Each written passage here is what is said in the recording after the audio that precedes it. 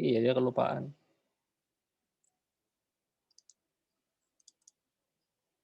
Oke, maafkan, lupa merecord. Oke, sampai mana tadi? Nah, tadi saya balikin ya, ini ada string nama, ya, private string nama, private string name, ya. Kemudian, yang saya bikin ada ini, public void set nama, ya.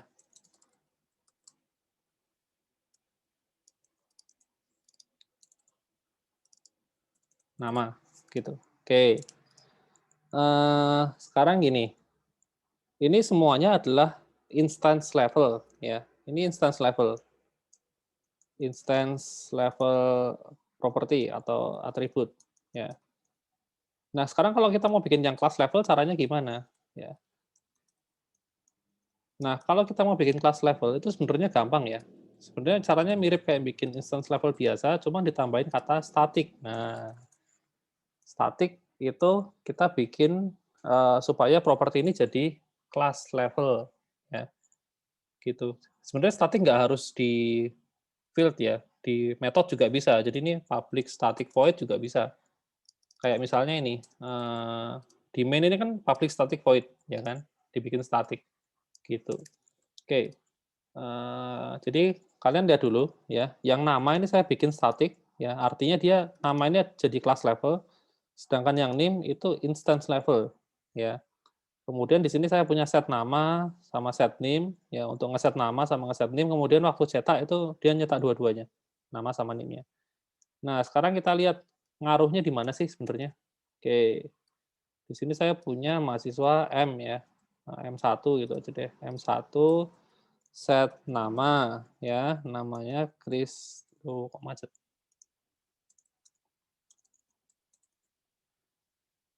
Oke, kemudian saya bikin lagi, oh name-nya, sorry, name-nya lupa ya, set name.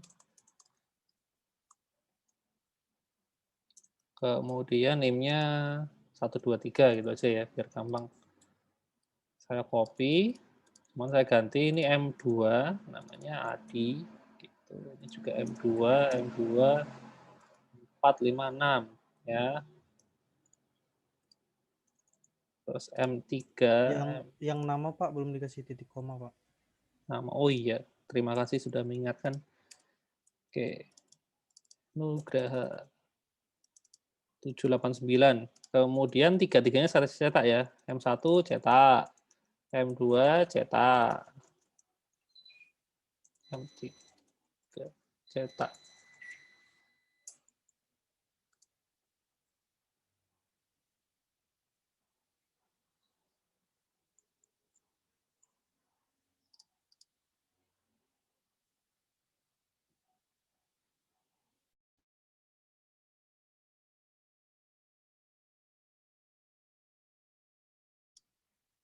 Oke, tes. Sudah masuk ya? Sudah Pak. Oke, sorry ini tadi barusan rumah saya tiba-tiba listriknya mati. Jadi routernya ikut mati. Ya, baru saya mau tethering dari HP tapi sudah nyala lagi ternyata. Oke, kita lanjutin sampai mana tadi ya? Sampai contoh tadi ya. Nah, sampai sini ya. Jadi saya punya tiga objek mahasiswa, M1, M2, sama M3. Masing-masing namanya saya bikin beda. Nama sama NIM-nya beda. Ya. Christian Adi Nugraha, NIM-nya 123456789. Nah, berarti kan di sini kan harusnya keluarnya adalah namanya Christian, NIM-nya 123. Kemudian yang ini Adi 456. Ya. Kemudian di sini Nugraha 789. Ya. Pastinya gini ya, waktu kita cetak, ya kan, nama spasi nim gitu kan. Oke, kita lihat coba Belum hasilnya. titik koma Pak, belum Ada dikasih. yang kurang. Oh iya, lupa terus ya. Oh ini juga, oh ternyata dari atas sudah lupa ya. Kirain cuma yang ini doang, saya nggak lihat. Nah ini karena pakai text editor ya, baru ingat kok pakai Sublime ya jadinya ya. Jadi nggak kelihatan errornya ya. Kalau pakai VS Code kan kelihatan ya. Ya tadi karena keterusan di sini, ya sudahlah ya. Oke, Java. Kemudian, loh ada error apa nih? cannot find simbol M1, M2, M3. Hah? Oh, huh?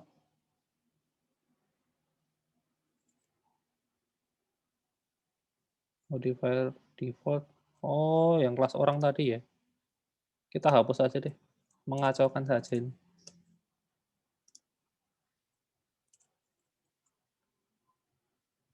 Ini sudah mahasiswa. Bentar. Ini oh, bukan.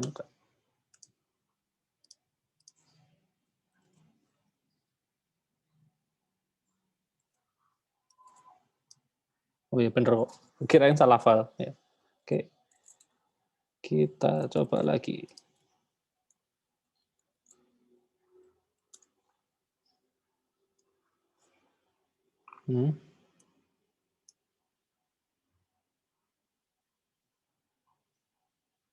Ini karena Tuhan simbol M1.setName.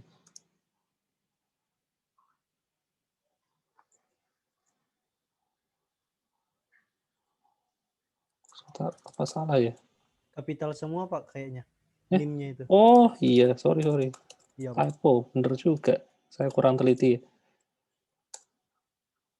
Iya. Ya ini susahnya pakai text editor tuh.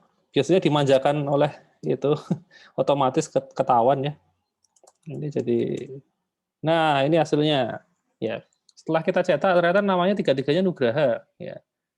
Tapi NIM-nya enggak, NIM-nya tetap sendiri-sendiri 1, 2, 3, 4, 5, 6, 7, 8, 9, tapi namanya adalah Nugraha semua.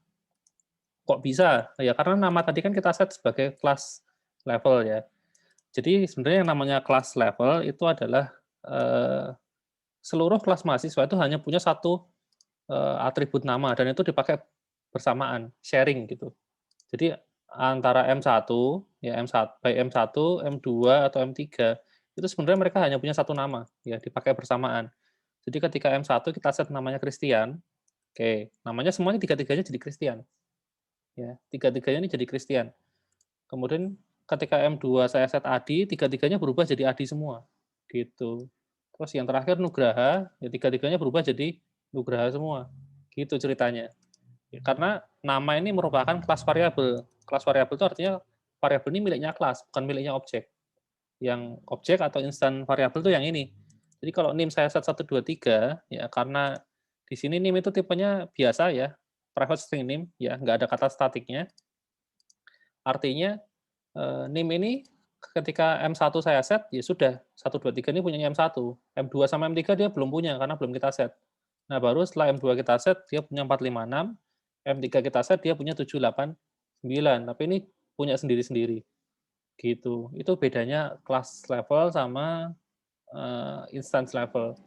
Kemudian yang namanya kelas level, itu kalau kita misalnya nih, saya bikin yang terakhir M4 gitu misalnya ya. Kemudian langsung saya cetak ya, M4 saya cetak. Jadi M4 ini saya belum isi apapun ya, namanya belum, NIM-nya juga belum, langsung saya mau cetak aja. Ya, apa yang terjadi?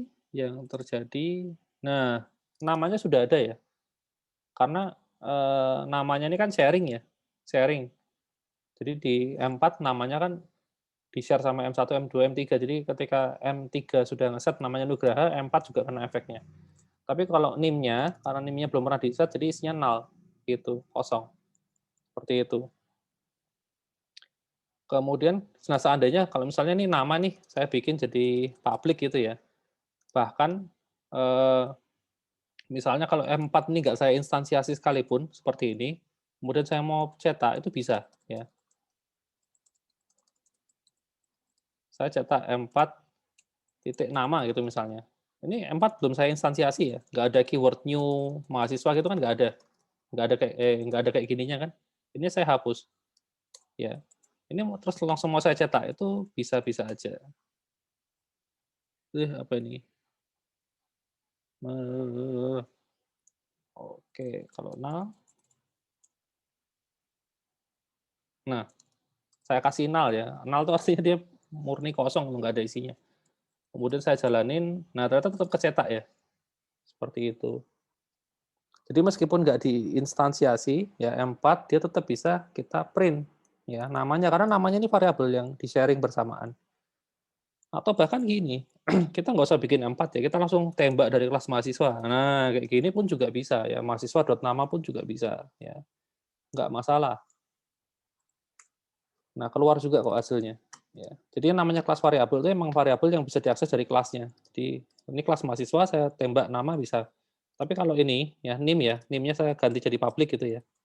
Kemudian saya akses nim di sini, mahasiswa.nim. Nah, ini pasti error. Sorry. Saya compile dulu nih. Compile dulu. Mana tadi? Nah, error ya. Jadi nim itu non static, jadi nggak boleh diakses. Nah, kalau mau diakses, makanya nim harus dibikin static. Ya, gitu ceritanya. Itu soal ini ya, class level sama instance level ya, bedanya di situ. Pokoknya kalau instance itu miliknya sendiri-sendiri, tapi kalau class level itu milik bersama ya. Jadi ketika salah satu diganti, maka semua juga ikut berubah. Nah, ini kalau bingung, lihat aja contoh di sini ya. Ini cuman ini yang kelas variabel dikasih garis bawah ini ya, next ID gitu. Ini contohnya.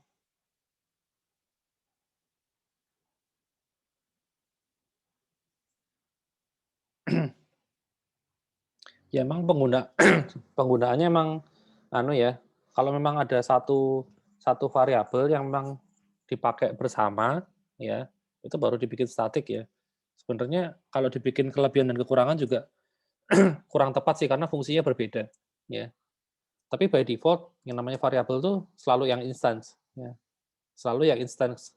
Kecuali memang ada satu yang harus di-share bersama ya, baru dibikin statik. Contohnya misalnya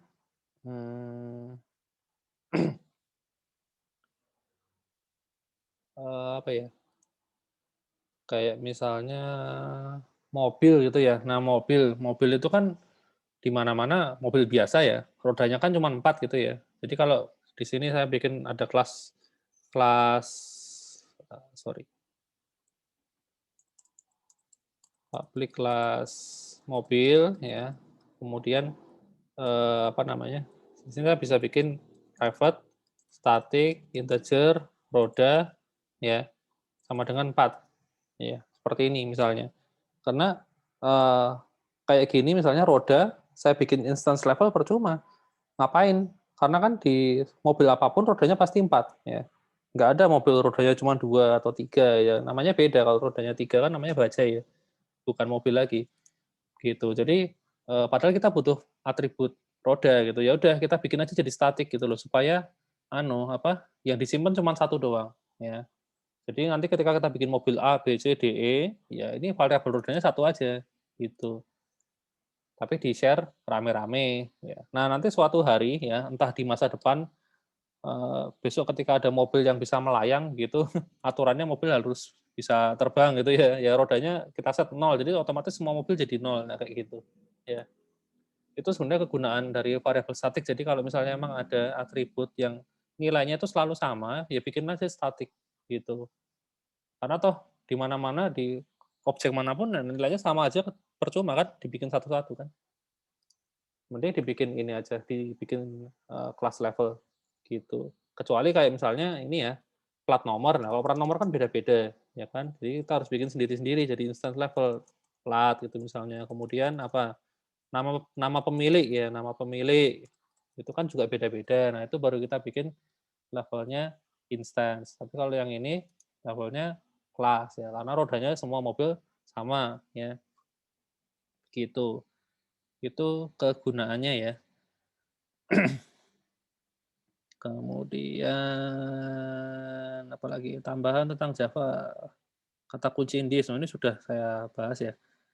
Konversi tipe data. Oh iya, parsing ya, parsing. Jadi kalau kita mau parsing saya hapus aja. Jadi kalau kita nerima inputan itu kan selalu string ya. Selalu string, ya kan? Jadi kalau kita mau parsing, saya langsung praktekin di sini aja ya. Input itu misalnya. Kita kan pura-puranya terima input ya, angka 10 gitu kan. Terus kita mau konversi jadi integer ya, angka gitu.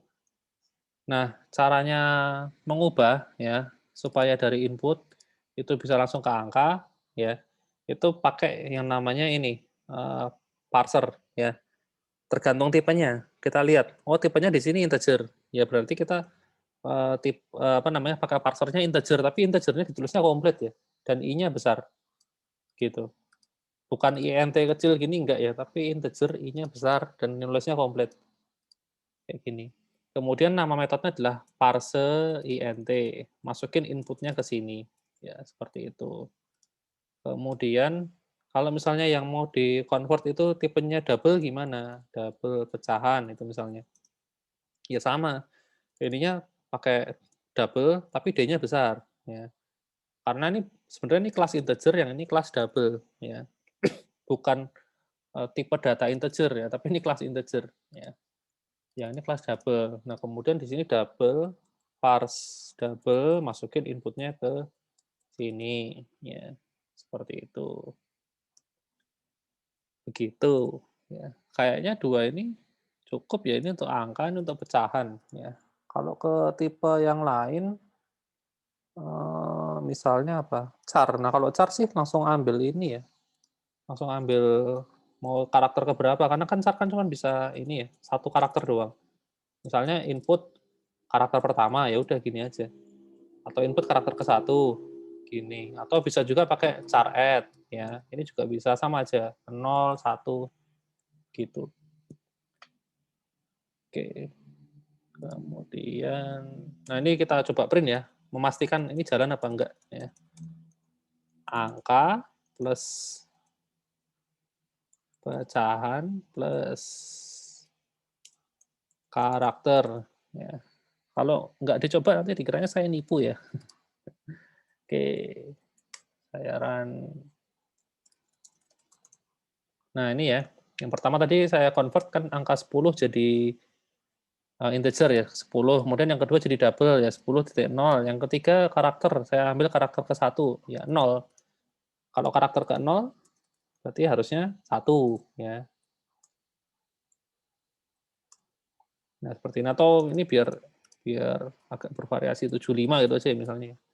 Berarti karakter ke-0-nya kan 7 ya. Nah seperti ini, 75, 75,0 sama 7. Ya, seperti itu. Ini untuk mengkonversi ya dari string ke integer ya pakai ini, double juga sama, kalau ke char ya ambil salah satu aja gitu. Kemudian apalagi tambahannya, konversi tipe data sudah.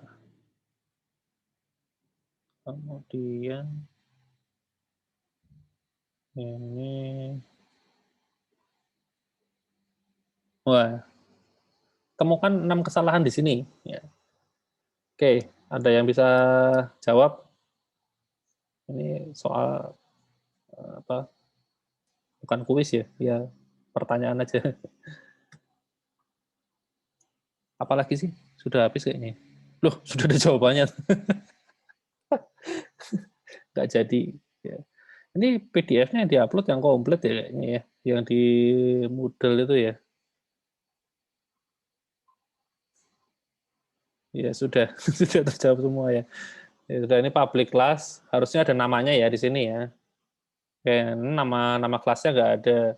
Kemudian di sini private area. Ya, area ini yang nggak ada apanya kira-kira? Yang nggak ada kelasnya atau nama variabelnya? Tipenya Pak. Tipenya, betul. Karena kan harusnya kan tipenya kan pasti huruf kapital kan. Nah, sedangkan area ini bukan huruf kapital, berarti area ini kan maksudnya nama variabel atau nama objeknya ya. Berarti yang hilang dari sini adalah tipe atau kelasnya ya. Nama kelasnya hilang. Kemudian ini private boolean int. Int ini kan nama tipe data, jadi tidak boleh dipakai sebagai nama variabel ya. Tidak boleh. Kecuali mau ditulis komplit integer gitu boleh ya. Integer boleh, tapi i-nya kecil. Ya, kalau i-nya besar ya nggak boleh. Itu nama kelas sudah ada yang pakai. Gitu. Kemudian ini public void F2, nah integer X, Y. Nah, Y-nya ini harusnya dikasih tipe data juga, ya. Karena di Java itu semua harus ditulis tipe datanya, ya. Kalau bahasa yang lain nggak apa-apa, kayak gini mungkin ada yang bisa, ya. Tapi kalau Java nggak boleh. Kemudian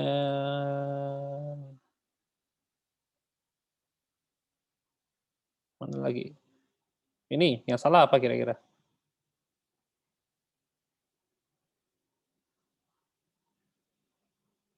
Yang bagian ini.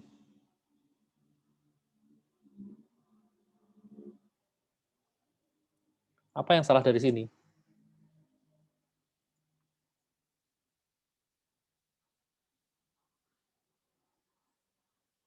Ada yang tahu? Pakai disk, Pak. Pakai disk.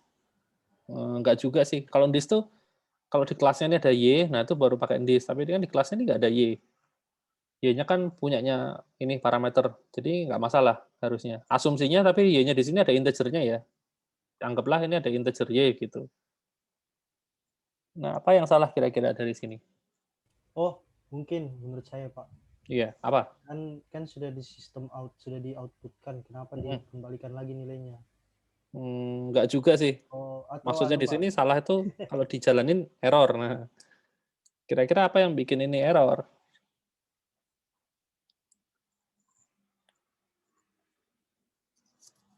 Nah, ini baru agak susah nih. Ini kalau dijalanin error ini. Seandainya ini anggaplah bener ya, ada integernya, kemudian ini nggak masalah ya, ngeprint doang. Tapi kalau di run, error. Nah, apa yang bikin error?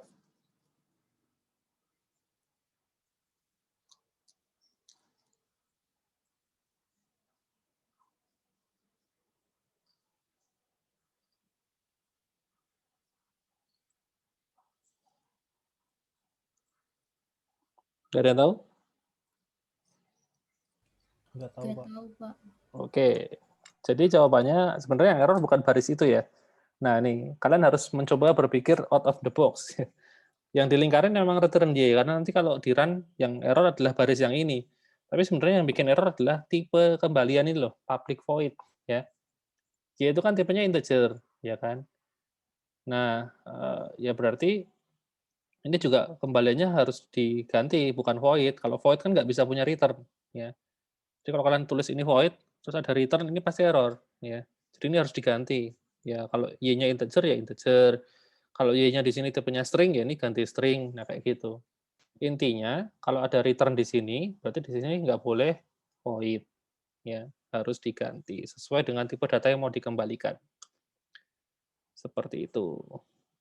Oke, kemudian, nah ini yang terakhir, apa salahnya di sini?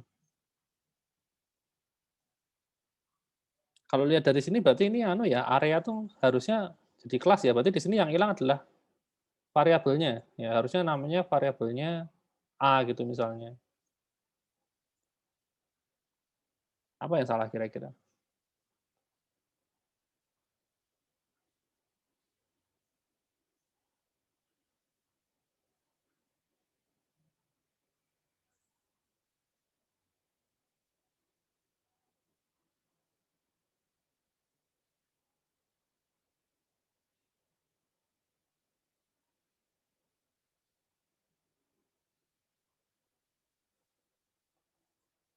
Nggak ada yang tahu?